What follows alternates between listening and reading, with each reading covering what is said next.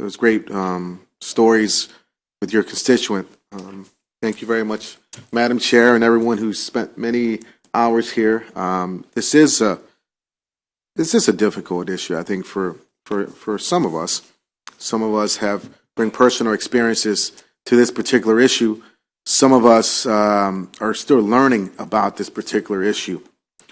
I'm going to be entering my 14th session, believe it or not. So I've gone through some of my 20s, my 30s, now I'm in my 40s. And every year, every session, there's always a new particular issue. And I think that each and every one of us, we have physicians here, we have nurses, we have lawyers, we have advocates, we have a lot of different people from different walks of life. And this is probably one of the most challenging issues that I have faced in going in my 14th year here in Annapolis. And maybe because I'm getting a little bit older, and maybe because I've gotten a little wiser, or maybe not so wise at times, as they say. I say this because I've gone to several different funerals. Some people that I've known very well, some people that I've known through politics. It's never easy, and you sit and listen to the service. People participate, talk about their great stories, the colleagues, the camaraderie. So that's where I think I find myself at a crossroad. Where are we going down a slippery slope, or are we keeping up with the times?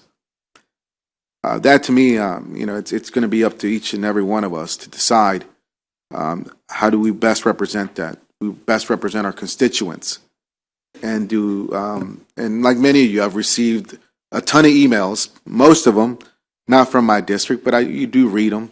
You do try to put some attention to them, because I believe it's not people just wasting their time. I believe that both sides have a valid argument.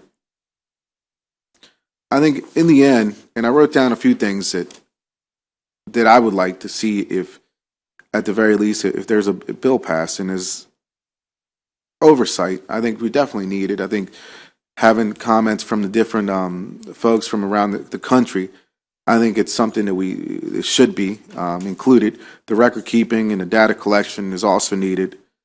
Making sure that vulnerable adults are not taken advantage. I think we can all,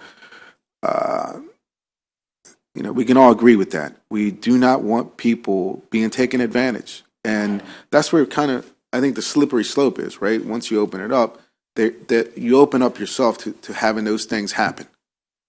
Making sure the medical physicians and medical facilities that don't want to participate aren't punished for that. I think that's also important.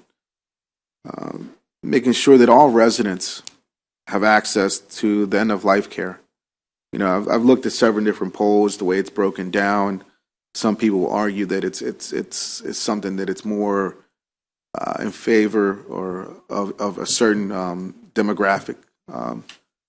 I don't know. I mean, you could take I always believe a poll is a snapshot of what people are thinking on that particular day or particular week. And I, like many of you, if I had to depend on polls for many of the things that we do, it would be a different story for many of us. I guess I'll conclude by saying that, I'm still struggling with how, why. I guess fortunately, unfortunately, I haven't had that personal experience with a personal loved one or someone that I know. I guess I should feel fortunate for that. I can't imagine that it's an easy situation to be in, knowing someone that you really care for and seeing them suffer. I think it's maybe part of my family who's very tough, who'll fight to the end. But like many of us, we all know individuals that are now getting older, and now who knows?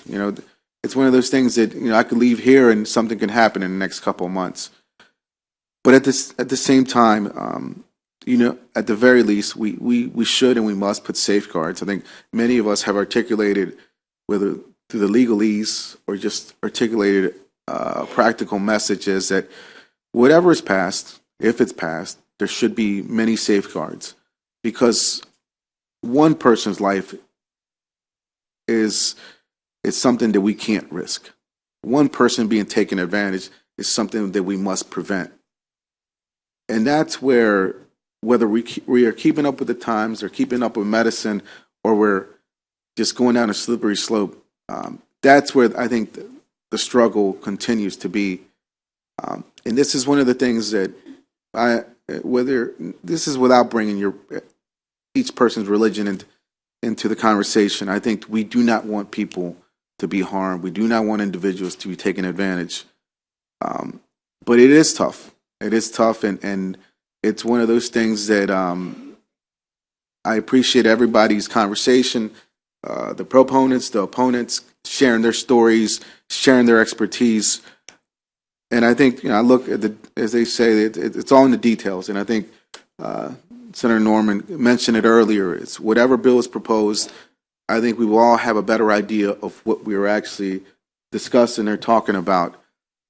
But I'll leave it by saying that it's unfortunate. Fortunate we're going through some of the happiest times of the year, which is the holidays, and we're talking about the end of life. But it's a very serious issue, and I just want to thank each and every one of you for allowing me to participate and chair. Thank you very much. I don't know if people want to discuss this or not, but I want to say to all of you, thank you very much for your efforts and for your contribution.